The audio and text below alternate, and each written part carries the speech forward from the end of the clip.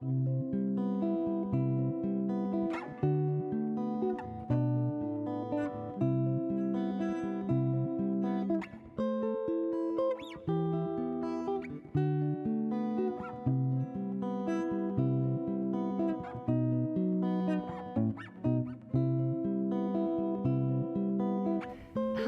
and welcome to Epiphanies. I'm Reverend Jessie Brandon, and I'm a life cycle celebrant as well as a metaphysical minister. And I get to bring my two loves together on Epiphanies, books and people. So I invite you to grab a cup of tea or coffee and settle into your favorite chair, and let's see where we go. Today, we're talking about the body, toward an Eastern mind-body theory by Yuasa Yasuo. And my guest is Lorinda Weatherall. We'll talk to her in just a moment, but I want to tell you about the book first. So this book explores mind-body philosophy from an Asian perspective. It sheds new light on a problem central in modern Western thought. Yuasa shows that Eastern philosophy has generally formulated its view of mind-body unity as an achievement, a state to be acquired, rather than as essential or innate. Depending on the individual's own developmental state, the mind-body connection can vary from near dissociation to almost perfect integration, whereas Western mind-body theories have typically asked what the mind-body is.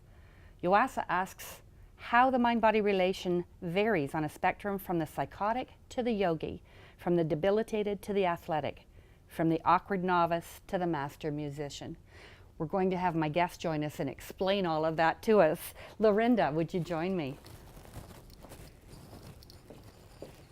Hi, Jessie. How are you? I'm great. Good to see you. Nice to see you. Oh, you're welcome.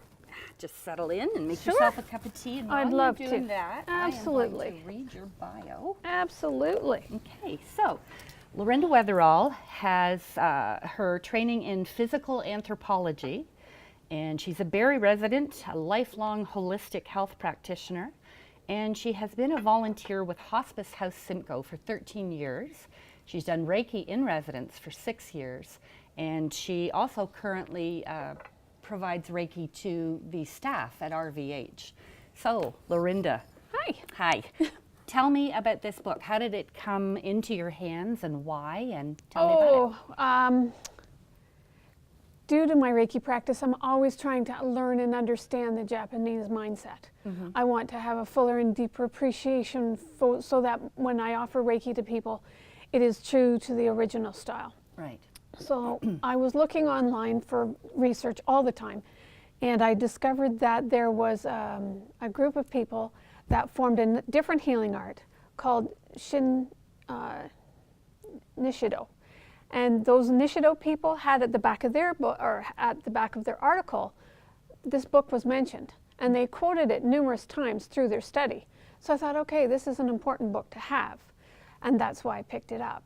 Oh, cool. Yes. All right. So, can you explain in a little more layman's terms what I was just reading? I mean, Oh, yes. I get it, but Yes. Oh, it is a very heavy book. At the beginning of the book, I'm surprised most people just don't read the first 5 pages, put it down and go, okay, that's too much for me. So, as you can appreciate. So what happened is that he looks at how the Western mindset was formed. So you look at all the psychological thinkers. You look at all the people who view the body as a machine kind of thing, the whole Descartes kind of machine. And then he goes and talks about the Japanese perspective and where did it come from and how they view the body. And they view the body in the sense that there is no separation. And that's your whole Descartes thing. You've got the separation, the church got the head, the physicians got the body. And if any of the physicians started talking about anything in the head, that was viewed as a no, that was the spiritual realm and you just don't touch it. right. Whereas the Japanese, they don't have that separation. They have the mind and bodies connected, and as we know through Molecules of Emotion by Candace Pert, that there are receptors, more receptors in our stomachs than there is in our brains that make serotonin for us. And our serotonin is our happy hormone. Okay. So mind-body is super uber important for all of us. Right. Okay. Yeah. Well, makes perfect sense. So is there any particular passion in here that, a particular part in here that spoke to your passion? Oh yeah, the Buddhist part, always, Yes. always, always, always. But the key part that I was not aware of is the importance of personal cultivation. And I would like to share that with your readers, or Yes. your listeners, I'm sorry. Absolutely. Yeah.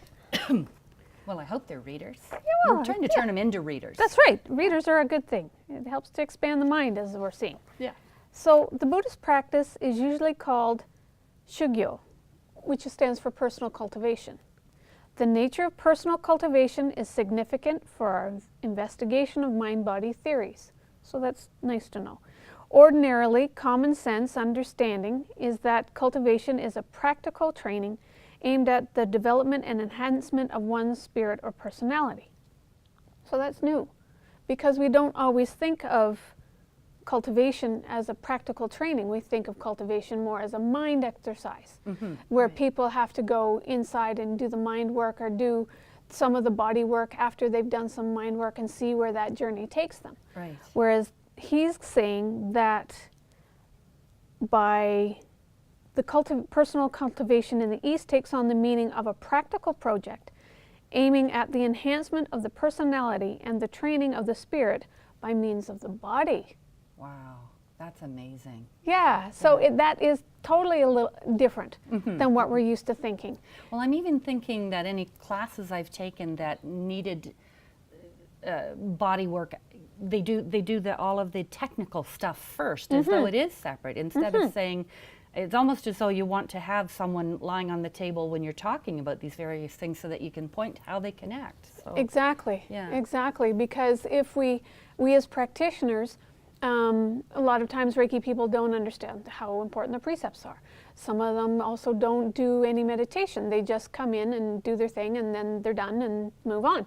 Whereas if you look at that passage, if the practitioner actually gets involved in their own work and does their meditation, can train their spirit, then it becomes automatic through their body. right. So they don't have to think about what they're doing.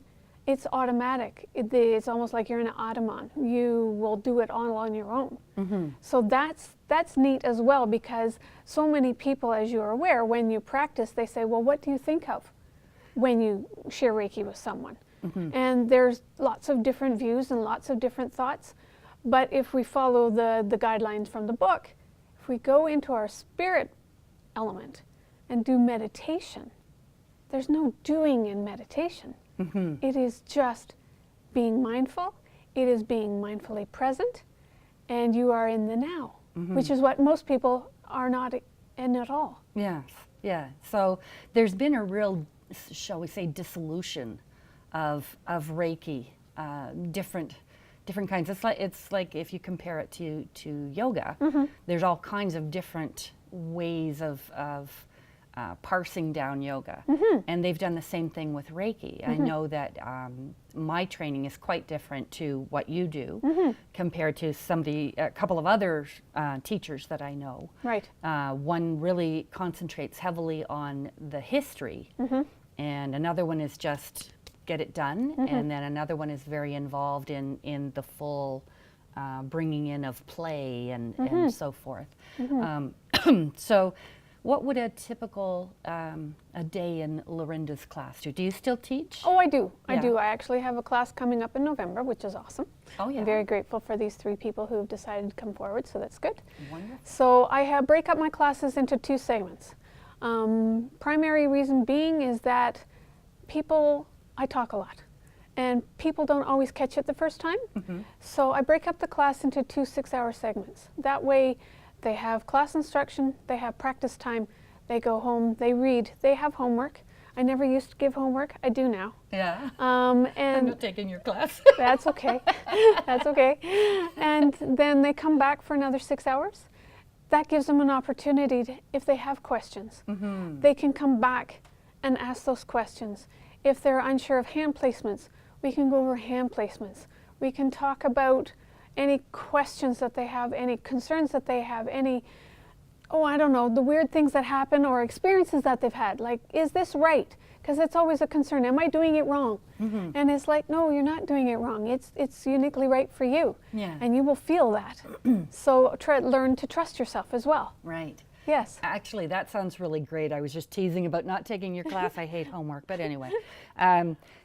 I think it would be really a real opportunity to be able to do the two different segments and for that long, because it does take time to literally take it into your body, because it isn't just your mind. You've got to see how it all feels and do that 18-inch walk from the head to the heart and so forth. So exactly. Make sure, because I tell everybody, what are your hands telling you? You know, because they're picking up things all the time. Hands are like a radio transmitter. And they scan the body and they can feel things. Right. So pay attention to get out of your head, get into your hands. What are they telling you? Yeah. And you will notice the change. I want to read a section from the book that I found that was really interesting to me. He talks about psychosomatic medicine. And it says, it's talking about Freud and so forth. It even mentions the New Testament. So I found it was really fascinating, all of the different pieces that it brought together. And it says, let's see, juxtaposition of religion and medicine or faith and therapy may evoke suspicion or even seem superstitious when viewed from our modern rationalistic worldview. A closer examination, however, finds this relationship to be a universal phenomenon handed down in the original scriptures of world religions prior to their developing theoretical ideological dogmas. The New Testament, for example, is filled with accounts of Jesus curing the sick. And it talks about merging with recent studies on the conditioned reflex and with physiological psychology, Freudianism has given rise to psychosomatic medicine. And this medical field deals clinically with the base structure of the mind-body relation, so its conclusions might be helpful in our understanding of the Eastern view of the mind and body.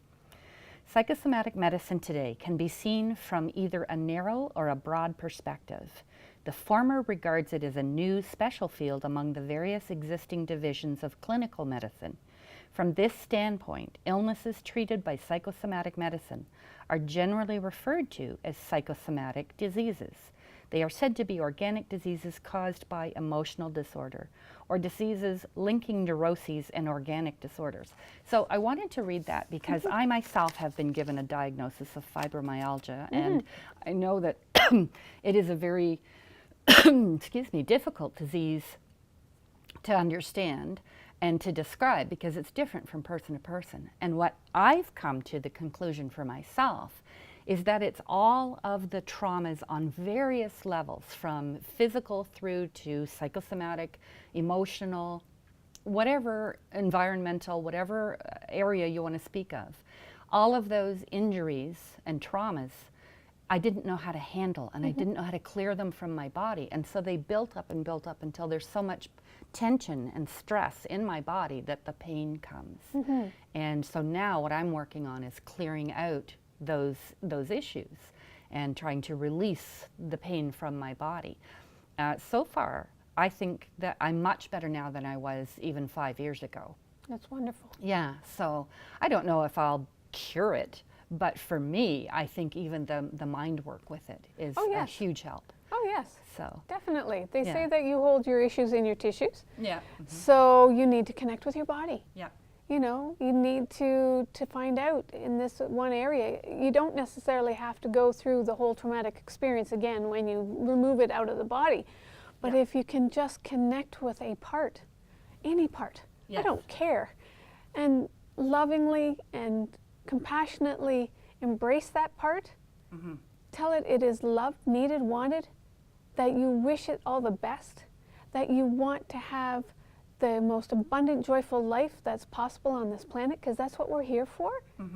That's an amazing opportunity for your body. Yes. It'll know that it's being well taken care of.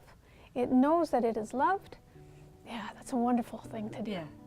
I have to break here now, and we're going to take a break for just a moment. You're watching Epiphanies with my guest, Lorinda Weatherall, and we'll be back with you in just a moment. So take a sip of your tea, or maybe warm it up, and we'll see you soon.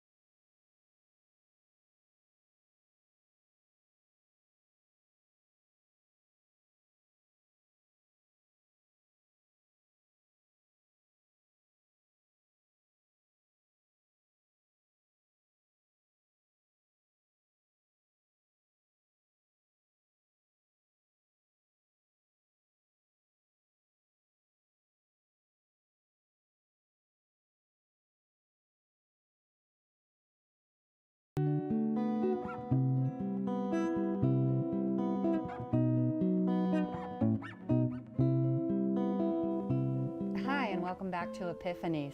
Thanks for staying with us. And my guest here today is Lorinda Weatherall, and we're talking about the book, The Body, Toward an Eastern Mind-Body Theory.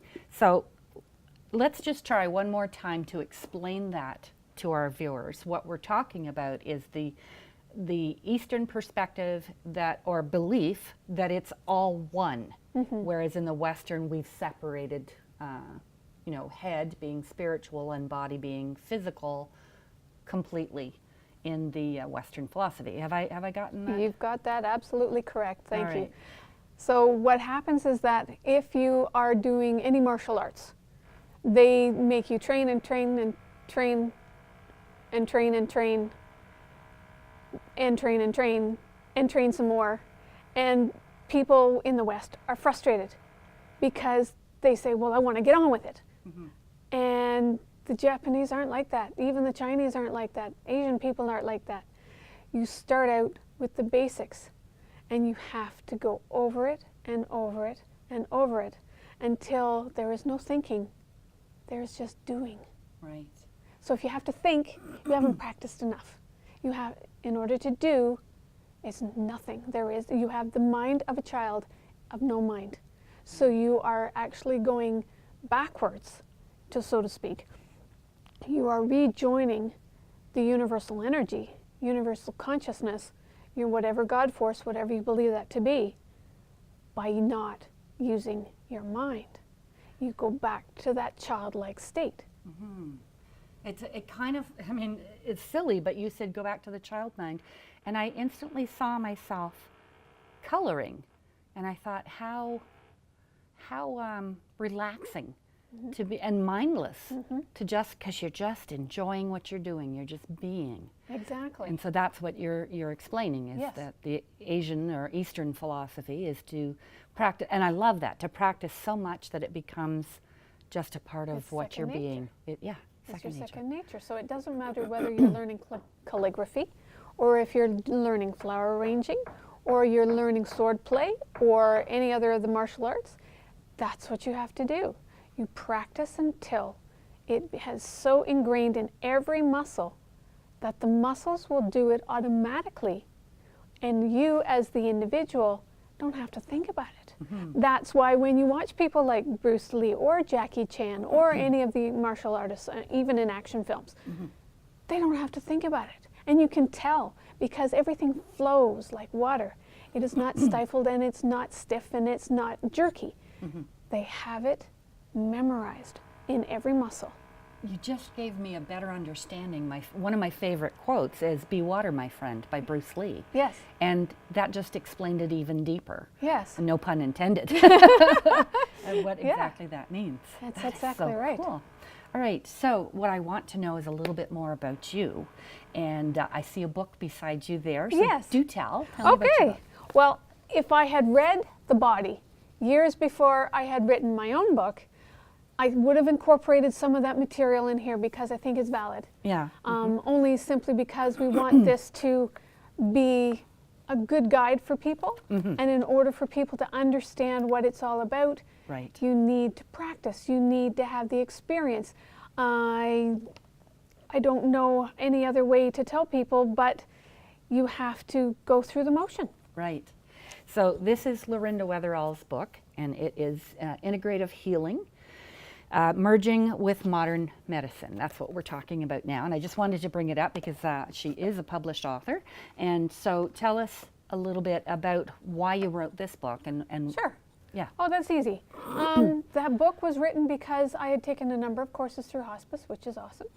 And when talking with friends about things like confidentiality or cultural context or ethics or anything like that, I was getting a whole lot of really blank looks, and people didn't really know what I was talking about. So I was having to reinvent the wheel every time, talking about it over and over again. So I thought, all right, if there's that much within my local small community, how much is out there in the world community that doesn't think like this? So that's the impetus for the book. What my book does is we talk about all those important concepts. We talk about what is complementary therapy, and we also talk about what is alternative therapy. In modern media, they are still talking about alternative. They're not calling us complementary or even integrative therapists, which is what we want to be, is integrated. And so alternative sounds like it's a backlash. It is anti-medicine or anti-healthcare, which couldn't be anything further from the truth. Most complementary therapists or integrative therapists want to work within the medical model, want to work with doctors, want to work with any healthcare practitioner in hospitals, even psychologists, psychotherapists, cardiologists, anybody. We want to work with them so that we can tailor something that is unique to each individual who comes to see that holistic health practitioner or that primary care practitioner. We're not trying to make them only come to us because we don't know medicine. We'd be practicing medicine without a license, and then that would cause us to get sued or go to jail or get fined or something nasty. Yeah. We don't want that for anybody. We want everybody to be on the right side of the law. That also includes our advertising. If you cannot back up the claim that this is a healing therapy that you do, it has to have clinical trials, it has to have the double-blind placebo control, so that science does recognize that what we do is actually valid and can be repeated in by a different group of people, not related to us, somewhere else around the world. That's the important part. So if we say that, oh, this whatever practice heals someone on a website or in print media or in a flyer, it can go to the Advertising Standards Council and they can look at that and you can get taken to court. Wow. I want everyone to be safe. I want you to have good clinical practice. Yeah. I want to make sure that everybody has documentation that is locked up because that's the law. I didn't know that. I was an existing practitioner for almost 4 years and didn't know that any statements that we have from our client, any consent forms that we have from our client need to be locked up, secure, so that nobody else has access to it, whether it's on the computer or in a paper copy, and that they have to have a proper method of shredding. We also, as practitioners, need to have a privacy policy. I didn't know that one either. Yeah, I didn't realize that's bringing it down to the individual. Yeah. Because I knew that for corporations and so forth. Yes, but individual therapists, we have to have that, and it has to be ready and on display. If any customer or client comes into my workspace, I need to be able to show that to them if they ask. So that's why it needs to be on all our websites. It needs to be displayed in our offices so that we are viewed as professionals, so that people know that we do have some ethical background to us, that we are not going to just take their money and run. Right. So then who is this book for? That book is for not just people who practice Reiki. I do reference Reiki in there because that is my practice, and that's what I do. But anybody who's into reflexology, touch for health, therapeutic touch, crystal healers, anybody who is in any of the other complementary therapies that are out there, we need to have this information because we all want to be viewed as professional. Right. We don't want government legislation coming down and saying this is what you must do, this is what you should not do. If we show that we are proactive and we are self-governing, it goes a long way to help show that we have credibility within our communities of whatever practice and style that we have. That's wonderful. That's really great because I know that myself, I still refer to it as alternative therapies because what I'm trying to show people is that I mean not necessarily accepted Western practices, but I mean I don't mean to belittle it or anything. I just find it so fascinating, everything that you've just said. Can you tell me about an epiphany that you've had in your life, whether it's your personal life or your work? Oh my goodness. Yeah, okay. I can go with a hospice story because it's very, very nice. It's very loving. Okay. I had a client in hospice and their loved one was dying, which, you know, is a nice place to be if you want to do that kind of thing. And so they had Reiki with me. Then there was a knock on the door midway through our session, which is fine. I explained to any of my clients, if you have to go, you have to go. I'm not making you stay. It's okay. So there was a knock at the door. Someone from the family said, it's time. So they excused themselves, they went to the room. because I had already had their approved consent to share Reiki with them, I connected with them on the distant level. And I sent Reiki to them on the distant level. And by being in that energetic space where they were with their loved one, I actually felt the passing of the spirit of that person. And it was very, very unique. And each person would be unique. But it started out with a little bit of a rattle, kind of rumble in my foot. And then I could feel this surge of energy coming up through my foot, coming into the torso of my body. Every hair on my arm stood on end, and it was like, okay, am I going to pass out? Because this energy is really, really strong.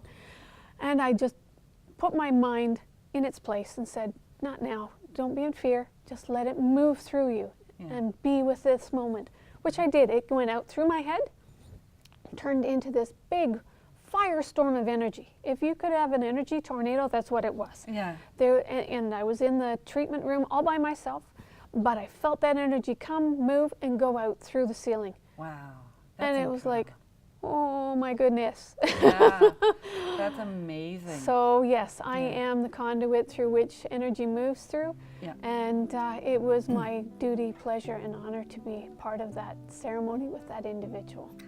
Thank you so much for sharing that story and for being with us today. I really appreciate your time. Well, thank you. And thank you to my viewers. I am glad that you stuck with us. And don't forget to come back next week for the next Epiphanies.